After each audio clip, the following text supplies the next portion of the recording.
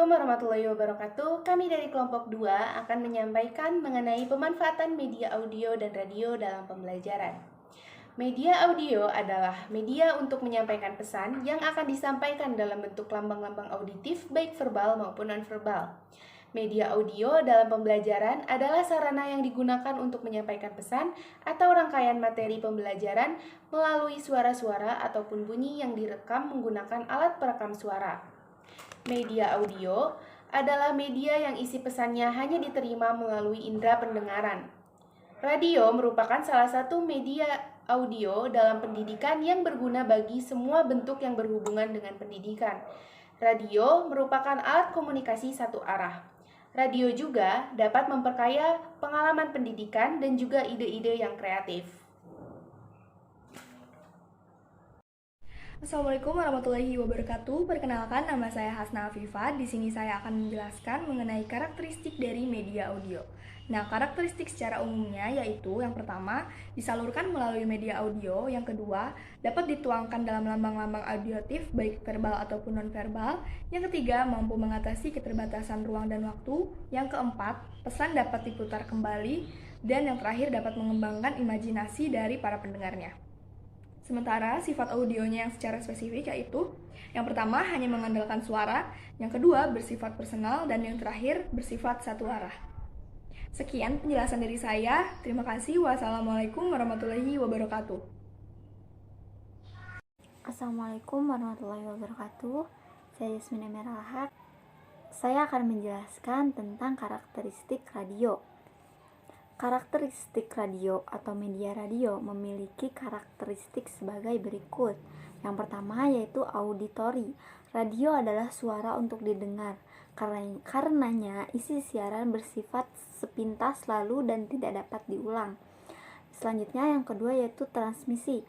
Proses penyebarluasannya atau disampaikan kepada pendengar melalui pemancaran atau transmisi. Yang ketiga yaitu theater of mind. Nah, radio ini menciptakan gambar dalam imajinasi pendengar dengan kekuatan kata dan suara. Dan yang terakhir yaitu identik dengan musik. Radio adalah sarana hiburan termurah dan tercepat sehingga menjadi media utama untuk mendengarkan musik. Sekian dari saya. Wassalamualaikum warahmatullahi wabarakatuh. Kemudian penjelasan selanjutnya akan dibawakan oleh saya Kirana Kusuma Widiani tentang jenis-jenis media audio. Berikut adalah jenis-jenis media audio untuk pilihan guru beserta kelebihan dan kekurangannya sebagai media pembelajaran. Yang pertama ada fonograf atau gramafon. Alat rekam ini menggunakan cakram datar yang bernama gramafon yang dikenal dengan nama piringan hitam. Piringan hitam ini mampu merekam berbagai macam suara sehingga alat ini cocok untuk pelajaran musik, drama, puisi, dongeng, turur, dan cerita. Kelebihannya adalah piringan hitam ini tidak mudah rusak. Suara yang direkam itu cukup bagus dan pada masa era modern, piringan hitam menjadi barang antik yang mahal. Kemudian kekurangannya dari segi fisik, piringan hitam itu terlalu besar.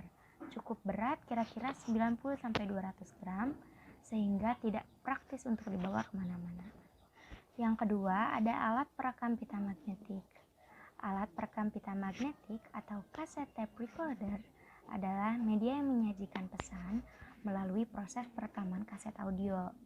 Kelebihannya yaitu mempunyai fungsi ganda yang efektif. Pita rekaman dapat diputar berulang-ulang tanpa mempengaruhi volume. Rekaman dapat dihapus secara otomatis dan pitanya bisa dipakai lagi. Pita rekaman dapat dipakai sesuai jadwal yang ada. Dapat menyajikan kegiatan-kegiatan di luar sekolah. Rekaman dapat digandakan untuk keperluan perorangan. Dapat menimbulkan beberapa kegiatan diskusi dan dramatisasi. Dapat memberikan efisiensi dalam pengajaran bahasa. Dan yang terakhir, pengoperasian tape recorder relatif mudah.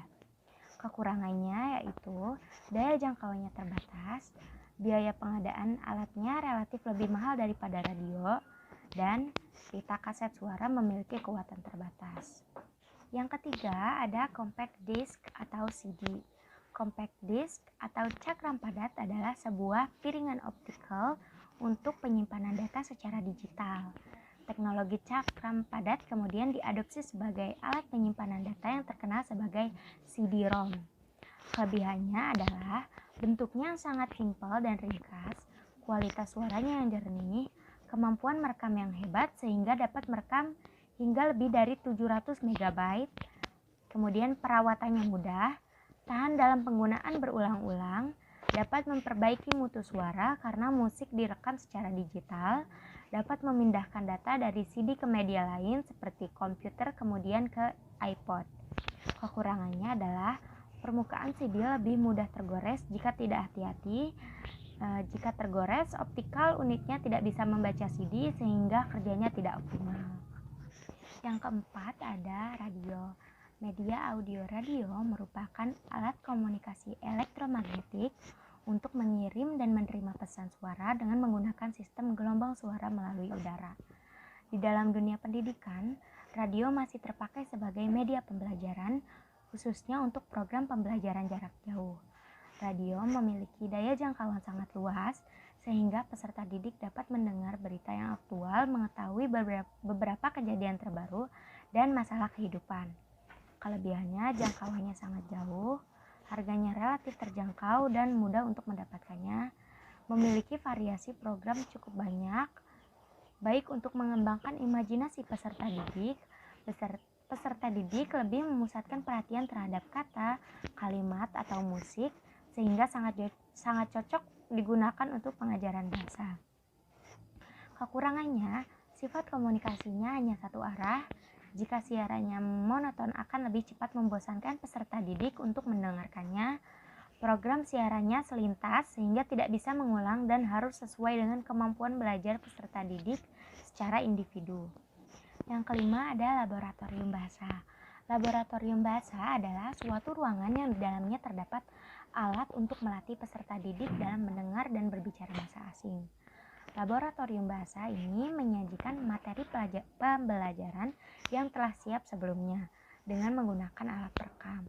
Peserta didik duduk sendiri-sendiri dalam kotak bilik akustik dan kotak suara, sehingga dapat mendengarkan suara guru yang duduk di ruang kontrol lewat telepon.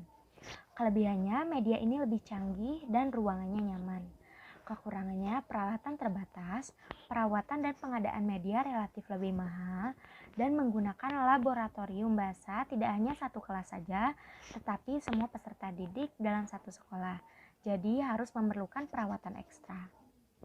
Kemudian penjelasan selanjutnya akan dijelaskan oleh teman saya. Assalamualaikum warahmatullahi wabarakatuh. Perkenalkan, nama saya Keisha Nazalia Radiatul Zahra. Di sini saya akan menjelaskan media atau pola-pola media pembelajaran melalui audio. Sebagai media pembelajaran, ada beberapa model atau pola pembelajaran yang bisa diterapkan dalam memanfaatkan media audio. Dari beberapa model tersebut, ada 3 model utama yang perlu diketahui, yaitu yang pertama, model terintegrasi dengan media cetak. Dan yang kedua, model terintegrasi dengan kegiatan pembelajaran di kelas. Yang ketiga, model dimanfaatkan secara berdiri sendiri sebagai media audio interaktif. Pemanfaatan yang diintegrasikan dengan cetak atau media berupa modul, buku, atau media cetak lainnya. Untuk memperoleh hasil belajar yang maksimal, peserta didik dituntut harus sabar dan teliti, karena peserta didik harus bolak-balik antara mematikan audio untuk melihat ke modulnya atau menutup modul kembali untuk memutar dan menyimak audionya. Di sini saya akan menjelaskan langkah-langkah penggunaan media audio untuk pembelajaran. Di sini terdapat beberapa langkah secara umum yang perlu kita ketahui dalam pemanfaatan audio untuk kegiatan pembelajaran. Langkah-langkah tersebut meliputi langkah persiapan, langkah pelaksanaan, dan langkah tindak lanjut. Dan selanjutnya saya akan menjelaskan masing-masing dari langkah-langkah ini. Yang pertama ada langkah persiapan. Nah, di sini kita sebagai pendidik harus menyiapkan mental peserta didik agar dapat berperan aktif pada saat pembelajaran tersebut.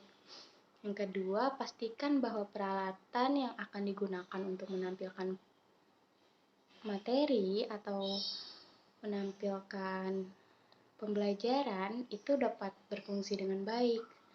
Dan yang ketiga, pastikan bahwa topik yang akan dibahas tersedia kasetnya atau CD atau MP3, dan usahakan kita sebagai pendidik telah mereview terlebih dahulu sebelum menyajikan untuk kepentingan pembelajaran. Nah, yang kedua ini langkah pelaksanaan.